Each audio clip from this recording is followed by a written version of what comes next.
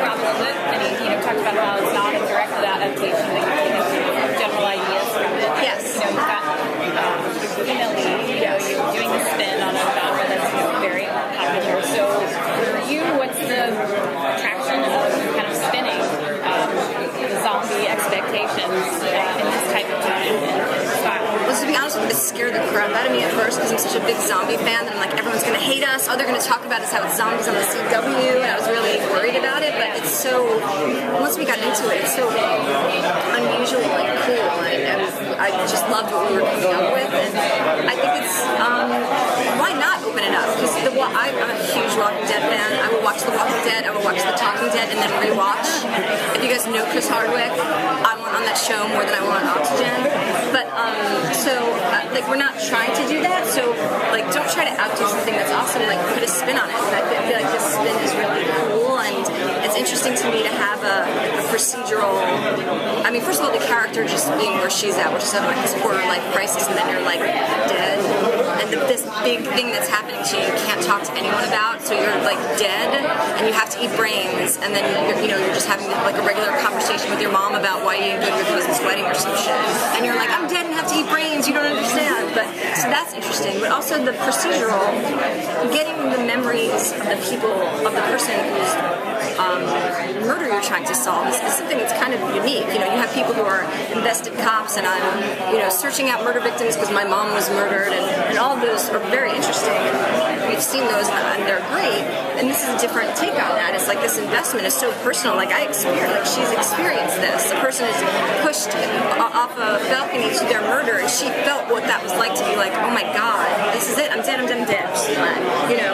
And how you then go about as a layman, not as a cop, pursuing getting justice for that person is pretty interesting. And so I think. What are the rules for that process? So when she eats brain, does she get everything very clearly, or is it a matter of getting? She gets little inspired flashes, if you will. So she'll. So for example, in the pilot, she's at this crime scene, and she's just kind of there, and the windows drapes blow off this balcony, and it goes into the drapes blowing off the balcony as something happens, and it's usually the flashes that she gets are from intense moments. It's not usual. It's not like she's like, someone's scrambling an egg and I'm watching that. It's not like being John Malkovich where you're like, please don't let me jump into when he's on the toilet. It's more like flashes from when stuff is happening. So do we get to see that person's life, or is it no? You don't really get to see. It's more impressions of that person's life, and I think sometimes you get a bigger impression, and sometimes there's more of a experience with the people in that person's life, or you'll be able to find out more about that person, so you get more of an overall perception. But it's not like she gets their brain and remembers what it was like to be them at 15 and make out for the first time or something. So, can you talk a little bit about sort of balancing the procedural elements with the ongoing story elements, and if any of those sort of crossover sort of thing, will they extend past more than one episode solved? Well, I feel like I'm not sure if any of the actual A-story mysteries will go over. Thus far, they haven't gone over the course of an episode, but it'll be very similar to if you saw Veronica Mars, it's similar to Veronica Mars, and there's the case of the week, and then there's the Lily Kane murder in the first season. So it's like case of the week, and then the zombie came over the course of the episode. So that'll be kind of like an ongoing thing, an ongoing struggle for Liv, an ongoing thing that's trying to be solved and understood, the zombie apocalypse being prevented, and then it's the case of the week.